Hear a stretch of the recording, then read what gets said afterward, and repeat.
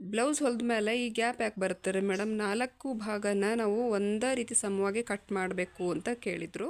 Hi friends, ಎಲ್ಲರಿಗೂ ಇವತ್ತು ನಾನು ಫ್ರಂಟ್ ಬ್ಯಾಕ್ ಎರಡೂ ಭಾಗ, ಒಂದು ಫ್ರಂಟು ಫುಲ್ ಓಪನ್ ಬರ್ತದೆ ಅಂದರೆ ಡಿಫ್ರೆನ್ಸು ಇಷ್ಟು ಡಿಫ್ರೆನ್ಸ್ ಬರುತ್ತೆ, ಇಲ್ಲೆಲ್ಲ ಓಪನ್ ಇರುತ್ತೆ ರೀ ಮೇಡಮ್. ಹಂಗೆ ಯಾಕೆ ಆಗುತ್ತೆ ಅಂತ ಹೇಳಿ ಮೊನ್ನೆ ಒಬ್ಬರು ಕಮೆಂಟನ್ನ ಹಾಕಿದ್ರು, ಅವ್ರಿಗೆಲ್ಲ ಹೇಳೇನಿ. ಬಟ್ ಇದು ಒಬ್ಬರದೇ ಅಂತಲ್ಲ, ಭಾಳ ಜನದ ಕನ್ಫ್ಯೂಷನ್ ಐತಿ. ಇಲ್ಲಿ ಡಿಫ್ರೆನ್ಸ್ ಈ ಥರ ಯಾಕೆ ಬರುತ್ತೆ ರೀ ಮೇಡಮ್? ಬಟ್ ಎರಡೂ ಯಾಕೆ ಈಕ್ವಲ್ ಬರೋಲ್ಲ? ಇವಾಗ ನೋಡಿರಿ, ಎರಡೂ ಈಕ್ವಲ್ ಬಂದದ. ಇದು ಬ್ಯಾಕ್ ಸೈಡಿನ ಪಾರ್ಟ್, ಇದು ಫ್ರಂಟ್ ಅದ. ಬಟ್ ಇವತ್ತು ನಾನಿಲ್ಲಿ ಹಾಕಿರೋದು ಫ್ರಂಟ್ ಮತ್ತು ಬ್ಯಾಕ್ ಎರಡೂ ಈಕ್ವಲ್ ಬಂದದ. ಇಲ್ಲಿ ಫ್ರಂಟ್ ಭಾಗಕ್ಕೆ ನಾನು ಈ ಥರ ಫ್ರಂಟ್ದು ಶೇಪ್ನ ತೊಗೊಂಡಿದ್ದೀನಿ, ಬ್ಯಾಕಕ್ಕೆ ಬ್ಯಾಕ್ ಶೇಪ್ ಇದೆ. ಓಕೆ, ಅಲ್ಲೇ ಆಯಿತು. ಇವಾಗ ನಿಮ್ಮ ಕನ್ಫ್ಯೂಷನ್ ಏನಂದರೆ ಇಲ್ಲಿ ಯಾಕೆ ಹೆಚ್ಚು ಕಡಿಮೆ ಬರ್ತಾ ಇದೆ ಅಂತ ಹೇಳಿ ಕೇಳಿದ್ರಿ. ಓಕೆ, ಇವತ್ತು ತಿಳ್ಕೊಳ್ಳೋಣ. ಹಾಗಿದ್ರೆ ಈಗ ನೋಡ್ತಿದ್ದೀರಲ್ಲ, ಈಗ ಮುಂದೆ ನೋಡ್ಲಿಕ್ಕತ್ತೀರಿ, ಇಲ್ಲಿ ಮುಂದೆನೂ ಗ್ಯಾಪ್ ಇಲ್ಲ. ಬ್ಯಾಕ್ ಸೈಡ್ ನೋಡಿದಾಗ ಬ್ಯಾಕು ಗ್ಯಾಪ್ ಇಲ್ಲ. ಮೊನ್ನೆ ಒಂದಿಷ್ಟು ಜನದ ಮೆಜರ್ಮೆಂಟಿಗೆ ನಡ್ತಾ ಇದ್ದ ಬ್ಲೌಸ್ ಕೊಟ್ಟಿರ್ತಾರಲ್ಲ, back side okay, front side ಇಷ್ಟಿಷ್ಟು ಓಪನ್ ಇರ್ತದೆ. ಬಟ್ ಹಂಗಿರಬೇಕು ಅಥವಾ ಹೆಂಗಿರ್ತದೆ ಮೇಡಮ್ ಅಂತ ಕೇಳಿದ್ರಿ. ಅದು ಕಂಫರ್ಟೇಬಲ್ ಇದ್ದರೆ ಓಕೆ, ಬಟ್ ನಮ್ಮ ಕಟಿಂಗ್ ಹೆಂಗೆ ಅಂತಂದ್ರೆ 4 ಕಡೆ ಈಕ್ವಲ್ ಬರ್ತದೆ. ಇವತ್ತು ಇದ್ರ ಬಗ್ಗೆ ಸ್ವಲ್ಪ ತಿಳ್ಕೊಳ್ಳೋಣ ಅಂತ, ಸೈಡಿಗೆ ಯಾವ ರೀತಿ ನಾವು ಫಿಟ್ಟಿಂಗ್ ಮಾಡಿದ್ರೆ ಕರೆಕ್ಟಾಗಿ ಕುಂದಿರ್ತದೆ ಅಂತಲೂ ಇವತ್ತು ಹೇಳ್ಕೊಡ್ತೀನಿ. ಓಕೆ, ಈಗ ಈ ಬ್ಲೌಸ್ ನೀವು ನೋಡ್ತಿರ್ಬೋದು. ನಾವಿಲ್ಲಿ ಟಕ್ಸ್ಗಳನ್ನ ಎಲ್ಲ ರೆಡಿ ಮಾಡ್ಕೊಳ್ಳೋಣ. ಟಕ್ಸ್ ಎಲ್ಲ ರೆಡಿ ಮಾಡಿಕೊಂಡು ಇವಾಗ ಇಲ್ಲಿ ಅಂತೂ ಆಯಿತು, ಒಂದು 1/4 ಇಂಚ್ ಎಕ್ಸ್ಟ್ರಾ ಬರುತ್ತೆ. ಯಾಕಂದರೆ ಉಪ್ಪಟ್ಟಿ ಹೋಗ್ತದೆ ಅಂತ ಹೇಳಿ ನಾವು 1/4 ಇಂಚ್ ಎಕ್ಸ್ಟ್ರಾ ತೊಗೊಂಡಿರ್ತೀವಿ. ಅದು ಬಿಟ್ಟರೆ ಇಲ್ಲಿಂದ ಈಕ್ವಲ್ ಆಗಿಯೇ ಇದೆ ನೋಡಿರಿ.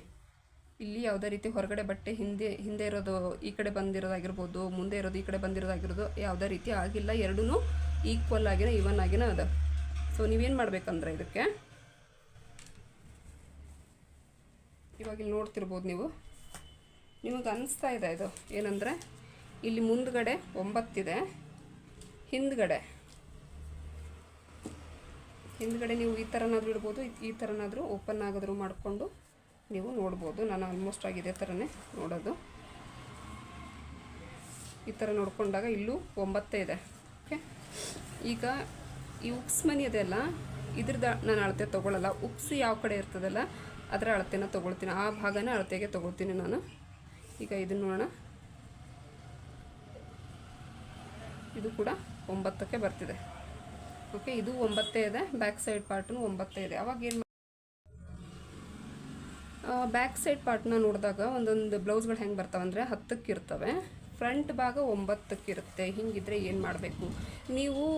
ನಾನೇನು ಹೇಳೋದಂದರೆ ಈ ಕಡೆ ಏನು ಭಾಗ ಇರ್ತದಲ್ಲ, ಉಪ್ಸಿನ ಮನೇನು ಮಾಡಿರ್ತೀವಿ, ಈ ಭಾಗನ ಅಳತೆಗೆ ತೊಗೊಳೋದಕ್ಕೆ ಹೋಗಬೇಡ್ರಿ, ಈ ಭಾಗನೇ ಅಳತೆಗೆ ತೊಗೋರಿ. ಈ ಭಾಗ ಎಷ್ಟಿರುತ್ತೆ ನೋಡಿರಿ. ಓಕೆ, ಇದು ಕರೆಕ್ಟಾಗಿ 9ಕ್ಕೆ ಬಂದಿದೆ. ಈ 9 ಭಾಗನ ನಾನೇನು ಮಾಡ್ತೀನಿ, ಇಲ್ಲಿ ತೊಗೊತೀನಿ. ಇಲ್ಲಿ 1/4 ಇಂಚ್ ಬಿಡಬೇಕು, ಯಾಕಂದರೆ ಉಕ್ಸ್ ಪಟ್ಟಿಗೆ ಹೋಗ್ತದೆ. ಹಾಗಾಗಿ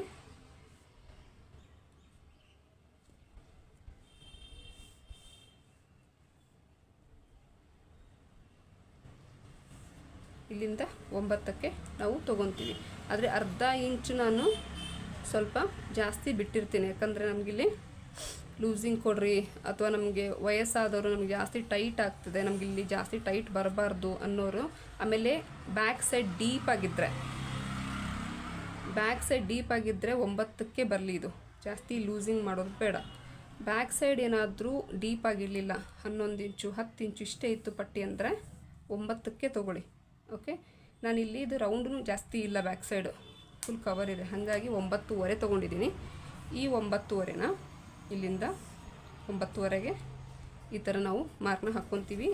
ಇಲ್ಲೂ 9.5 ಬರ್ತದೆ, ಮತ್ತು ಇಲ್ಲೂ ಕೂಡ 9.5 ತೊಗೊಳ್ಳೋಣ. ಅಂದರೆ ಒಂದು ಭಾಗ ನೀವು ಎಷ್ಟು ತೊಗೋತೀರಿ ಅದೇ ಭಾಗನ ಇನ್ನೊಂದು ಕಡೆನೂ ಹಾಕ್ಕೊಳ್ಳೋದು. ಓಕೆ, ಅಷ್ಟೇ ಬರಬೇಕು, ಸೇಮೇ ಬರಬೇಕು. ಈ ಕಡೆ ಭಾಗ ನಾವು ಜಾಸ್ತಿ ಹಾಕಿದ್ವಿ, ಆ ಕಡೆ ಭಾಗ ಜಾಸ್ತಿ ಹಾಕಿದ್ವಿ ಅಂತ ಮಾಡೋದಕ್ಕೆ ಹೋಗ್ಬೇಡಿ. ಒಂದು ಸರಿ ಕಟಿಂಗ್ ಆಯಿತು ಅಂತಂದರೆ ನಾವೇನು ಮಾಡೋಕ್ಕೆ ಬರೋಲ್ಲ.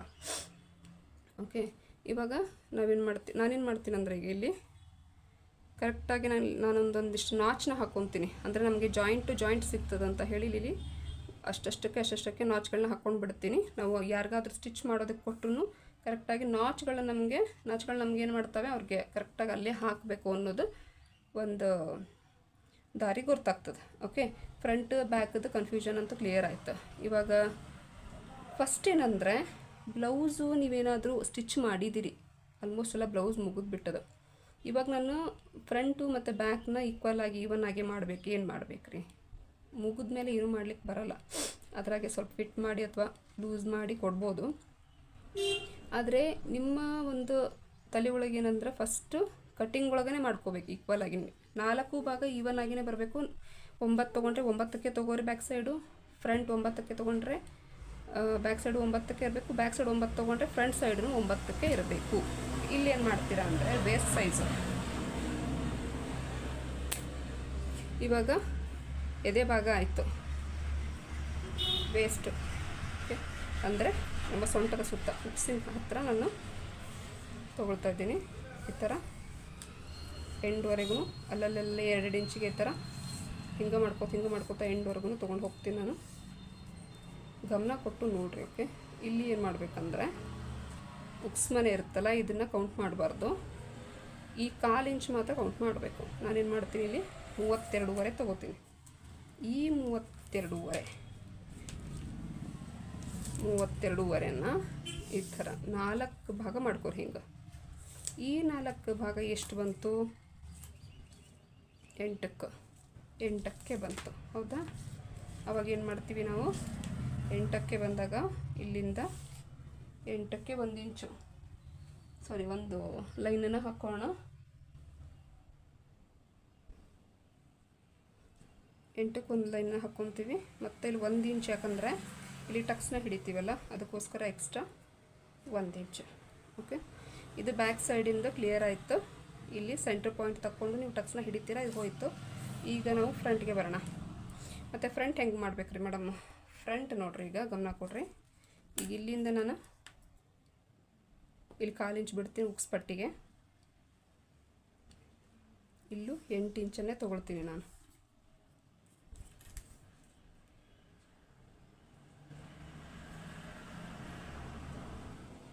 ಈ 8 ಇಂಚಕ್ಕೆ ಅಲ್ಲಿಗೆ ಒಂದು ಮಾರ್ಕ್ನ ಹಾಕೋಣ. ಮತ್ತು ಇಲ್ಲಿಂದ ಇಲ್ಲಿ ಎಷ್ಟು ತೊಗೊಂಡಿರ್ತೀರ, 1 ಇಂಚು 1 ಇಂಚು 2 ಇಂಚ್ ಆಯಿತು. ಅದೇ 2 ಇಂಚನ್ನ ಇಲ್ಲಿ ತೊಗೊತೀನಿ. 1/4 ಇಂಚ್ ಎಕ್ಸ್ಟ್ರಾ ತೊಗೊಳ್ರಿ, ಯಾಕಂದರೆ ಸ್ವಲ್ಪ ಸ್ಟಿಚಿಂಗ್ ಒಳಗೆ ಹೆಚ್ಚು ಕಡಿಮೆ ಆದರೂ ಅಲ್ಲಿದ್ರೆ ಕವರ್ ಆಗ್ತದೆ. ಇದು ಏನದಲ್ಲ, ಇದು ನಮ್ಮ ಮಾರ್ಜಿನ್ ಲೈನ್. ಈ ಮಾರ್ಜಿನ್ ಲೈನ್ಗೂ ಸ್ಟಿಚ್ ಮಾಡುವಾಗ ಈ ಮಾರ್ಜಿನ್ ಲೈನ್ ಇದು ಇಷ್ಟು ಹೋಗುತ್ತೆ. ಈಗ ಪಟ್ಟಿ ಈ ಮಾರ್ಜಿನ್ ಲೈನ್ ಸೇರ್ಬೇಕು ನಮಗೆ. ಇಲ್ಲಿದೆ ನೋಡ್ರಿ, ಇಲ್ಲಿ ಇದು ಬ್ಯಾಕ್ ಪಾರ್ಟು, ಈ ಪಾರ್ಟು ಇಲ್ಲಿಗೆ, ಈ ಪಾರ್ಟು ಕರೆಕ್ಟಾಗಿ ಇಲ್ಲಿಗೆ ಸೇರಬೇಕಿದು. ಓಕೆ, ಇದು ಯಾಕೆ ಹೆಚ್ಚಿಗೆ ಬಂದಿದೆ ಅಂದರೆ ಇನ್ನೂ ನಾವಿಲ್ಲಿ ಕ್ರಾಸ್ ಬೆಲ್ಟನ್ನು ಹಚ್ಚಿಲ್ಲ. ಅದೆಲ್ಲ ಅಟ್ಯಾಚ್ ಆದಮೇಲೆ ಅದಕ್ಕೆ ಸರಿಯಾಗಿಯೇ ನಮಗೆ ಕೂಡ್ತದೆ. ಓಕೆ, ಗೊತ್ತಾಯ್ತಲ್ಲ? ಈ ಭಾಗ ಇಲ್ಲಿಗೆ ಕೂಡುತ್ತಾ, ಈ ಭಾಗ ಇಲ್ಲಿಗೆ ಕೂಡ್ತದೆ. ಓಕೆ, ಅದನ್ನು ಸ್ಟಿಚ್ ಮಾಡಿ ತೋರಿಸ್ತೀನಿ ಎಂಡಿಗೆ. ಗಮನ ಕೊಡ್ರಿ, ಇಲ್ಲಿ ಸರಿಯಾಗಿ ಇದನ್ನು ಸಮ ಮಾಡ್ಕೋಣ. ಗಮನ ಇರಬೇಕು ನಿಮ್ಗೆ, ಏನಂದರೆ ಎಲ್ಲೋ ಹೆಚ್ಚು ಕಡಿಮೆ ಆಗಬಾರ್ದು. ಇಲ್ಲಿ ಒಂದು ಹೆಚ್ಚು ಒಂದು ಕಡಿಮೆ ಬಂದರೂ ಬ್ಲೌಸ್ ಹಾಳಾಗ್ತವೆ, ಇಲ್ಲೊಂದು ಒಂದೇ ಕಡೆ ಜಗೋದಕ್ಕೆ ಸ್ಟಾರ್ಟ್ ಮಾಡ್ತವೆ. ಓಕೆ, ಇಲ್ಲಿಂದ ಇದ್ರದ್ದು ಗಮನ ನಿಮಗೆ ಇಲ್ಲ, ಯಾಕಂದರೆ ಇದನ್ನೇ ನೀವು ಹೆಚ್ಚಾಗಿ ಇದನ್ನು ಮಾಡೋದು, ರಾಂಗ್ ಮಾಡೋದು. ಇಲ್ಲಿ 8 ಅಲ್ಲ ಅವ್ರದ್ದು ವೇಸ್ಟ್ ಸೈಜು, 8ಕ್ಕೆ ತೊಗೊತೀನಿ. ಮತ್ತು ಇಲ್ಲಿ 1 ಇಂಚು. ಇವಾಗ ಏನು ಮಾಡೋದು ಅಂದರೆ ಇಲ್ಲಿಗೆ ಹಾಕೋಣ.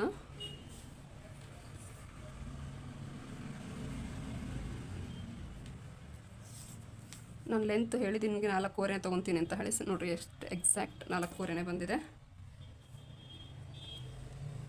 ಈ 4.25 ಟಕ್ಸ್ನ ಈಗ ರೆಡಿ ಮಾಡ್ಕೋಣ. ಟಕ್ಸ್ ಹಿಡಿಯುವಾಗ 1/2 ಇಂಚ್ ಮಾತ್ರ ಇರಬೇಕು, 1/2 ಇಂಚ್ ಮೇಲೆ ಹೋಗಬಾರ್ದು. ಯಾಕಂದರೆ ನಾವಿಲ್ಲಿ 1 ಇಂಚ್ ಮಾತ್ರ ಬಿಟ್ಟಿರೋದು, ಈ 1 ಇಂಚ್ ಇಲ್ಲಿ ಕವರ್ ಆಗಬೇಕು. ಹಿಂದೆ ಮುಂದೆ ತೊಗೊತೀವಿ. ಮತ್ತೇನು ಮಾಡಬೇಕು, ದಾರನ ತೆಗಿಬಾರ್ದು, ಮತ್ತೆ ಬ್ಯಾಕ್ ಸೈಡ್ ಬರಬೇಕು. ಇಲ್ಲೇ ಕಟ್ ಮಾಡ್ಕೋಬಾರ್ದು ದಾರನ. ಮತ್ತೆ ಒಂದ್ಸರಿ ನಾವು ಹೋಗಿ ಮತ್ತೆ ರಿಟರ್ನ್ ಅದೇ ದಾರಲ್ಲಿ ಮತ್ತೆ ಬರಬೇಕು.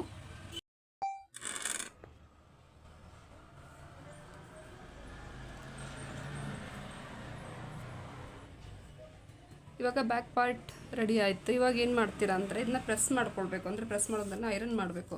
ಇವಾಗ ನೋಡೋಣ, ನಾವು 8 ಇಂಚು ಎಲ್ಲಿಗೆ ಬರ್ತಾ ಇದೆ, ಇದನ್ನು ಮಾರ್ಕ್ನ ಹಾಕ್ಕೊಳ್ಳೋಣ. ಆಮೇಲೆ ಸೆಂಟರ್ ಪಾಯಿಂಟಿಗೆ ಒಂದು ಮಾರ್ಕ್ನ ಮಾಡ್ಕೊಳ್ರಿ. ಈಗ ಫ್ರಂಟ್ ಭಾಗನ ರೆಡಿ ಮಾಡ್ಕೊಳ್ಳೋಣ. ಈಗ ಬ್ಯಾಕ್ ಸೈಡ್ ಅಂತೂ ಬ್ಯಾಕ್ ಪಾರ್ಟ್ ಸ್ಟಿಚಿಂಗ್ ಆಗಿದೆ, ಫ್ರಂಟ್ನು ರೆಡಿ ಆಗಿದೆ. ಇದನ್ನೇನು ಮಾಡೋಣ ಅಂದರೆ, ಈಗ ನೋಡ್ಬೋದು ನಾನು ಕಟ್ಗುರ್ತನ ಹಾಕಿದ್ದೀನಿ ಇಲ್ಲಿ, ಕರೆಕ್ಟ್ ಇಲ್ಲಿಗನ ಜಾಯಿಂಟ್ ಆಗುತ್ತಿದೆ. ಓಕೆ, ಒಂದು ಸೈಡು ಜಾಯಿಂಟ್ ಆಗುತ್ತೆ, ಮತ್ತು ಇನ್ನೊಂದು ಸೈಡು ಇದನ್ನು ಜಾಯಿಂಟ್ ಮಾಡ್ಕೋಣ. ಇವಾಗ ಏನು ಮಾಡ್ತೀನಿ ಅಂದರೆ, ನಾನು ಫಸ್ಟ್ ಏನು ಮಾಡ್ತೀನಿ, ಇಲ್ಲಿ ಟಕ್ಸ್ಗಳನ್ನ ಫಸ್ಟ್ 3 ಟಕ್ಸ್ಗಳನ್ನ ರೆಡಿ ಮಾಡ್ಕೊತೀನಿ. 4th ಒನ್ ಇನ್ನು ಸೈಡಿಗೆ ಇರ್ತದಲ್ಲ, ಈ ಟಕ್ಸ್ನ ಹಾಗೆ ಬಿಡ್ತೀನಿ. ಅದನ್ನು ಯಾವಾಗ ಲಾಸ್ಟಲ್ಲಿ ಇದು ಕ್ರಾಸ್ ಬೆಲ್ಟ್ ಎಲ್ಲ ಅಟ್ಯಾಚ್ ಮಾಡಿದ ಮೇಲೆ ನಾನು ಇದನ್ನು ಈ ಟಕ್ಸ್ನ ಹಿಡ್ಕೊತೀನಿ. ಅಂದರೆ ನನಗೆ ಎಷ್ಟು ಬೇಕಾಗ್ತದೆ ಇಲ್ಲಿ ಅಂತ ಹೇಳಿ ಒಂದು ಅಳತೆ ಸಿಗುತ್ತೆ. ಅವಾಗ ಅದ್ರದ್ದು ಡಿಪೆಂಡ್ ಎಷ್ಟು ಬೇಕೋ ಮಾಡ್ಕೊಂಡು ನೀವು ಸೈಜ್ನ ಇಲ್ಲಿ ಟಕ್ಸ್ನ ಹಿಡ್ಕೊಂಡು ರೆಡಿ ಮಾಡ್ಬೋದು. 4 ಟಕ್ಸ್ ರೆಡಿ ಆಗಿಬಿಡುತ್ತೆ. ಫಸ್ಟ್ ನಾನು ಈ 3 ಟಕ್ಸ್ನ ರೆಡಿ ಮಾಡಿಕೊಂಡು ಸ್ಟಿಚಿಂಗ್ ಮಾಡ್ಕೊತೀನಿ. ಕ್ರಾಸ್ ಬೆಲ್ಟ್ ಎಲ್ಲ ಅಟ್ಯಾಚ್ ಆಗ್ತದೆ. ಲಾಸ್ಟ್ ಫೈನಲ್ ಯಾವಾಗ ನಾನು ಮೇಲ್ಗಡೆ ಶೋಲ್ಡರ್ ಜಾಯಿಂಟ್ ಮಾಡ್ತಿರ್ತೀನಲ್ವ, ಅವಾಗ ಏನು ಮಾಡ್ತೀನಿ, ಇವಾಗ ಹೆಚ್ಚು ಕಡಿಮೆ ಇದಾಗೇ ಆಗಿರ್ತದೆ. ಇಷ್ಟು ನಾವು ಫಸ್ಟೇ ಹಿಡಿದು ಇಟ್ಬಿಟ್ವಿ ಅಂತ ಸ್ವಲ್ಪ ಮತ್ತೆ ವೇರಿಯೇಷನ್ ಆಗ್ತದೆ, ಹೆಚ್ಚು ಕಡಿಮೆ ಅನ್ನೋದು ಬಂದೇ ಬರ್ತದೆ. ಅದಕ್ಕೆ ಏನು ಮಾಡ್ತೀನಿ, ಇದೆಲ್ಲ ಸ್ಟಿಚ್ ಆಗಿ ಫೈನಲ್ ಆದಮೇಲೆ ನಾನು ಇದನ್ನು ಟಕ್ಸ್ನ ಹಿಡಿಯೋದು. ಇವಾಗ ಏನು ಮಾಡೋಣ, ನಾವು ಶೋಲ್ಡರ್ನ ಜಾಯಿಂಟ್ ಮಾಡ್ಕೊಳ್ಳೋಣ. ಓಕೆ, ಈಗ ಇದು ಬ್ಯಾಕ್ ಸೈಡ್ ಮತ್ತು ಫ್ರಂಟ್ ಸೈಡ್ ಎಲ್ಲ ಫುಲ್ ರೆಡಿ ಮಾಡ್ಕೊಂಡಿದ್ದೀನಿ. ಇವಾಗ ಏನು ಮಾಡೋದಂದರೆ, ಇದ್ರದ್ದು ಸ್ಲೀವ್ಸ್ದು ಏನದ ಅಳತೆ, ಅದರ ಅಳತೆ ಪ್ರಕಾರನ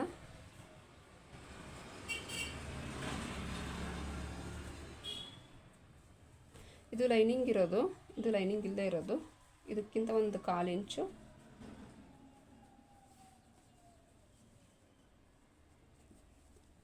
ಇದಕ್ಕಿಂತ 1/4 ಇಂಚ್ ಒಳಗಡೆ ತೊಗೋಬೇಕು. ಯಾಕಂದರೆ ಇದಕ್ಕೆ ಲೈನಿಂಗ್ ಇಲ್ವಲ್ಲ, ಹಾಗಾಗಿ ಸ್ವಲ್ಪ ನಾನು ಇದಕ್ಕಿಂತ ಒಳಗಡೆ ಹಾಕ್ತೀನಿ ಸ್ಟಿಚ್ನ. ಹ್ಯಾಂಡ್ ರೌಂಡ್ ಎಷ್ಟು ಬರುತ್ತೆ, 6.5ಗೆ ಸ್ವಲ್ಪ ಕಡಿಮೆ. ಇದೆಲ್ಲ ಕರೆಕ್ಟಾಗಿ ಹಾಕ್ಕೋರಿ. ಸಾರಿ,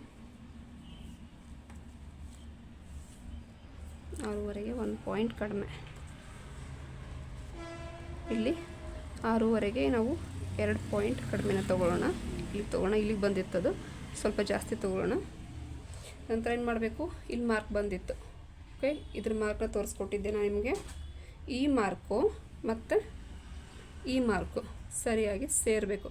ಅಂದರೆ ನಾನೇನು ಹೇಳೋದಂದರೆ, ಇವಾಗ ನೋಡ್ರಿ,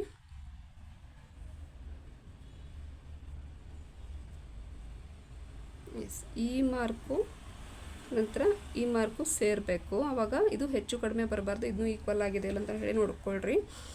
ಆಮೇಲೆ ಇನ್ನೊಂದು ಏನಂದರೆ, ಇದು ಎಷ್ಟು ಹೆಚ್ಚು ಬರುತ್ತೋ, ಒಂದು ಹೆಚ್ಚಿಗೆ ಬರ್ಬೋದು, ಒಂದು ಕಡಿಮೆ ಬರ್ಬೋದು, ಅದನ್ನು ತಲೆ ಕೆಡಿಸ್ಕೊಳ್ಳೋದಕ್ಕೆ ಹೋಗಬೇಡಿ. ಒಬ್ಬೊಬ್ರು ಏನು ಮಾಡ್ತಾರಂದರೆ, ಇಲ್ಲಿ ಎಂಡಿಗೆ ತೊಗೊಂಡು ಬರ್ತಾರೆ ಸ್ಟಿಚ್ಚು, ಇದು ಹೆಚ್ಚು ಬಂತು, ಇದು ಕಡಿಮೆ ಬಂತು ಅಂತ ಹೇಳಿ ಜಾಯಿಂಟ್ ಮಾಡ್ತೀರಿ. ಆವಾಗಲೇ ಹೆಚ್ಚು ಕಡಿಮೆ ಅನ್ನೋದು ಬರೋದು. ಓಕೆ, ಈಗ ಇಲ್ಲಿಗೆ ಒಂದು ಸ್ಟಿಚ್ನ ಹಾಕ್ಕೊಳ್ತೀವಿ. ನಂತರ ಇದಕ್ಕೆ ಸ್ಟ್ರೇಟಾಗಿ ತೊಗೊಂಡು ಬರ್ತೀವಿ. ಈಗೇನು ಮಾಡಬೇಕಂದ್ರೆ, ಫೈನಲಾಗಿ ಇದ್ರದ್ದು ಸೊಂಟ ಸುತ್ತಳತೆ ಯಾವ ಥರ ನಾವು ತೊಗೋಬೇಕು. ಈಗ ನಾವು ಸೆಂಟ್ರಲ್ಲಿ ಆಗಲೇ ಒಂದು ಮಾರ್ಕ್ನ ಹಾಕ್ಕೊಂಡಿದ್ವಿ. ಈ ಸೆಂಟ್ರ್ ಮಾರ್ಕಿಗೆ 8 ಇಂಚು, ಈ 8 ಇಂಚಿಗೆ ಒಂದು ಮಾರ್ಕ್ನ ಹಾಕೋಣ. ಈ ಸ್ಟಿಚ್ಚು ಇಲ್ಲಿಗೆ ಬಂದು ಸೇರಬೇಕು. ಓಕೆ, ಅಂದಾಗಲೇ ಸರಿಯಾಗಿ ಕೊಡೋದು ಬ್ಲೌಸು. ಈಗ ಹಾಕೊಳ್ಳೋ ಸ್ಟಿಚ್ಚು ಬರ್ರಿ.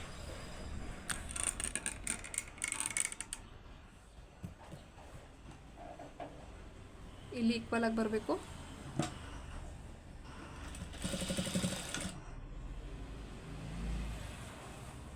ಇಲ್ಲಿ ನಮಗೆ ಈ ಪಾಯಿಂಟಿಂದ ಈ ಪಾಯಿಂಟು ಸೇರಬೇಕು.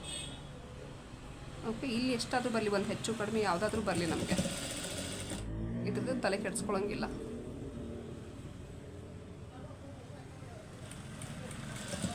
ನೋಡಿದ್ರಿ ಅಲ್ವಾ? ಇವಾಗ ಏನು ಮಾಡಬೇಕಂದ್ರೆ, ಇವಾಗ ಒಂದು ಭಾಗ ಆಯಿತು. ಹಿಂದಿನ ಭಾಗ ನಾವು 8 ಇಂಚಿಗೆ ಹಾಕ್ಕೊಂಡಿದ್ದೀವಿ ವೇಸ್ಟ್ ಭಾಗನ.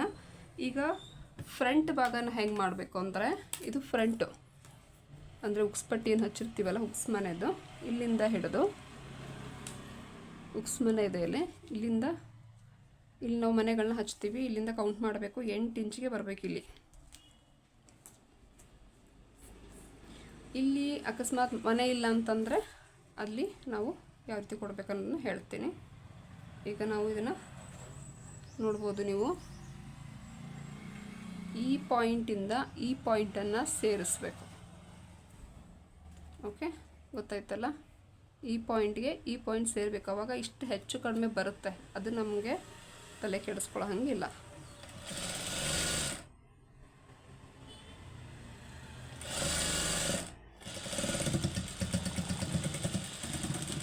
ಎಸ್, ನೋಡಿದ್ರಿಲ್ವಾ?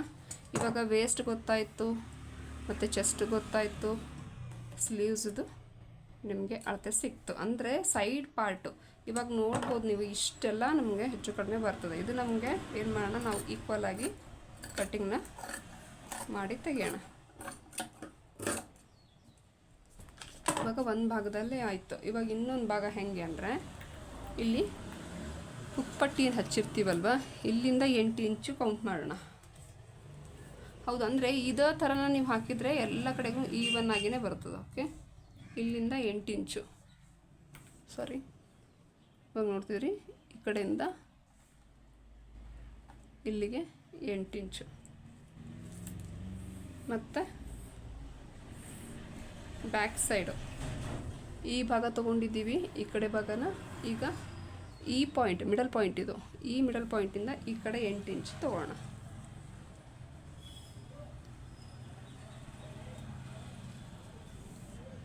ನೋಡಿದ್ರಲ್ವಾ, ಇಲ್ಲಿಂದ 8 ಇಂಚು.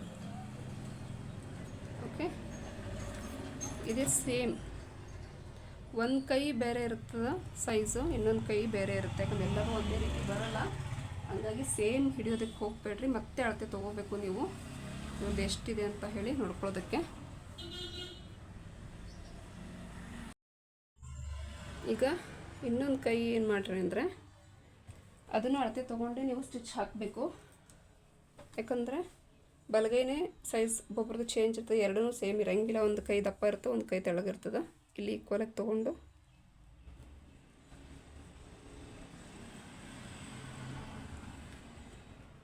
ಇಲ್ಲಿ ಬರುತ್ತೆ, ಒಂದು 1/4 ಇಂಚು ಒಳಗೆ ಹಾಕ್ಕೊತೀನಿ. ಈಗ ನೋಡ್ಬೋದು ನೀವು, ಹಿಂಗೆ ಬಂದರೆ ಇಲ್ಲಿ ಪಾಯಿಂಟ್ ಎಲ್ಲದ ಇಲ್ಲಿಗೆ ಬರುತ್ತೆ. ಇದೇನು ಮಾಡ್ತೀರಾ, ಈ ಪಾಯಿಂಟನ್ನು ಈ ಪಾಯಿಂಟಿಗೆ ಸೇರಿಸ್ಬೇಕು. ಓಕೆ, ನೋಡ್ರಿ, ಈಗ ಎಷ್ಟು ಹೆಚ್ಚು ಬರುತ್ತೆ ಅಂತಂದರೆ ಬಟ್ಟೆ ಅಷ್ಟು ಹೆಚ್ಚು ಕಡಿಮೆ ಬರುತ್ತೆ. ಇಲ್ಲಿ ನಾವು ಈಕ್ವಲ್ ಆಗಿನೇ ಹಿಡಿಬೇಕು.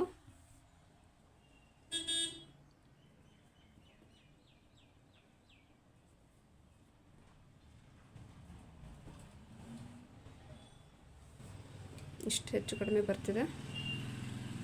ಈಗ ಈ ಪಾಯಿಂಟು ಸೇರಿಸ್ತಾ ಇದ್ದೀನಿ. ನಂತರ ಏನು ಮಾಡ್ತೀರಾ, ಮತ್ತೆ ಇಲ್ಲಿ ಬ್ಯಾಕ್ ಸೈಡಿಂದು ನಾವು ಮಾರ್ಕ್ನ ಮಾಡ್ಕೊಂಡಿದ್ದೀವಿ, ಮತ್ತು ಫ್ರಂಟ್ ಸೈಡಿಂದೂ ಮಾರ್ಕ್ನ ಮಾಡ್ಕೊಂಡಿದ್ದೀವಿ. ಈ ಮಾರ್ಕ್ಗೆ ಈ ಮಾರ್ಕ್ನ ಸೇರಿಸ್ಬೇಕು. ಅಂದರೆ ಸೈಡ್ದು ಹೇಳ್ತಾ ಇರೋದು, ಸೆಂಟ್ರಿಂದ ತಗೊಂಡಿದ್ವಿ ನಾವು ಆವಾಗಲೇ 8 ಇಂಚಿಗೆ. ಇಲ್ಲಿಂದ ಒಂದಾಗುತ್ತೆ, ಇದು ಕೂಡ ಸೇಮ್ ಮಾಡಿಕೊಂಡು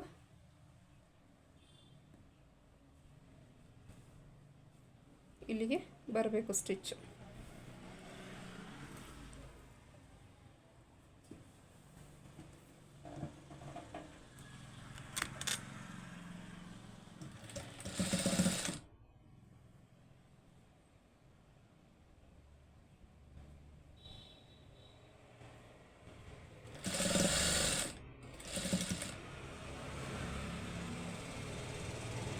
ಈ ಪಾಯಿಂಟಿಗೆ ಸೇರಿಸ್ತಾ ಇದ್ದೀನಿ.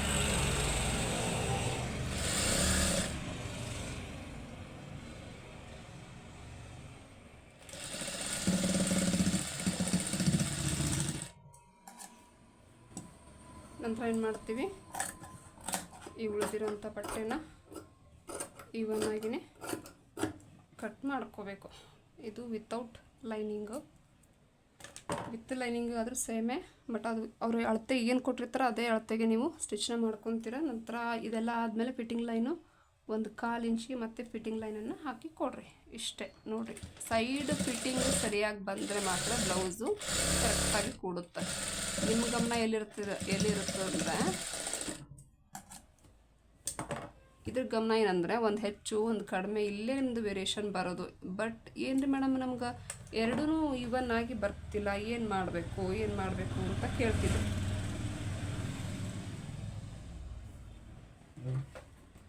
ಈಗ ನೋಡ್ಬೋದು ನೀವು ಇವನ್ ಆಗಿನೇ ಬರ್ತಿದೆ, ಎಲ್ಲೂ ಓಪನ್ ಇಲ್ಲ. ಓಕೆ, ಇಲ್ಲಿ ಸ್ಟಿಚಿಂಗ್ನ ಕಂಪ್ಲೀಟ್ ಮಾಡ್ಕೊಂಡ್ರಿ ಅಂದರೆ ನಿಮಗೆ ಇಲ್ಲಿ ಓಪನ್ ಬರಲ್ಲ, ಬ್ಯಾಕ್ ಸೈಡೂ ಎಲ್ಲೂ ನಿಮಗೆ ಗ್ಯಾಪ್ ಬರಲ್ಲ. ಓಕೆ, ಈ ವಿಡಿಯೋ ಇಷ್ಟ ಆಯಿತು ಅಂತ ತಿಳ್ಕೊತೀನಿ. ಇಷ್ಟ ಆಗಿದ್ರೆ ಲೈಕ್ ಮಾಡೋದನ್ನು ಮರಿಬೇಡ್ರಿ. ಇದೇ ಥರ ವಿಡಿಯೋಗೋಸ್ಕರ ಯಾರೆಲ್ಲ ಕಲಿತಾ ಇದ್ದಾರಲ್ಲ ಅವ್ರಿಗೆ ಈ ಚಾನಲ್ನ ಶೇರ್ ಮಾಡಿರಿ, ಅದರಿಂದ ಅವರಿಗೆ ಬಹಳ ಹೆಲ್ಪ್ ಆಗ್ತದೆ. ಸೊ ನೆಕ್ಸ್ಟ್ ವಿಡಿಯೋ ಒಳಗೆ ಮತ್ತೆ ಮೀಟ್ ಆಗೋಣ ಅಂತ. ಎಲ್ರಿಗೂ ಟಾಟಾ. ಈ ಎಲ್ಲ ಟಿಪ್ಸ್ಗಳು ನಿಮ್ಗೆ ಇಷ್ಟ ಆದವು ಅಂತ ತಿಳ್ಕೊತೀನಿ. ಈ ವಿಡಿಯೋ ಇಷ್ಟ ಆಗಿದ್ರೆ ಲೈಕ್ ಮಾಡೋದನ್ನು ಮರಿಬೇಡ್ರಿ. ಇದು ಜಸ್ಟ್ ನಿಮ್ಗೆ ಸ್ಯಾಂಪಲ್ಗೋಸ್ಕರ ಅಂತ ತೋರಿಸಿರೋದು ನಾನು. ಇದರೊಳಗೆ ನನಗೆ ಕಂಪ್ಲೀಟಾಗಿ ಕಟಿಂಗ್ ವಿಡಿಯೋನ ಹಾಕಿಲ್ಲ, ಬಟ್ ನೆಕ್ಸ್ಟ್ ವಿಡಿಯೋ ಒಳಗೆ ಅವು ಕೂಡ ಬರ್ತಾವೆ. ವೆಯ್ಟ್ ಮಾಡಿರಿ, ಅಲ್ಲಿವರೆಗೂ ಮತ್ತೆ ವಿಡಿಯೋನ ಕಾಯ್ತಾ. ಬಾಯ್ ಬಾಯ್.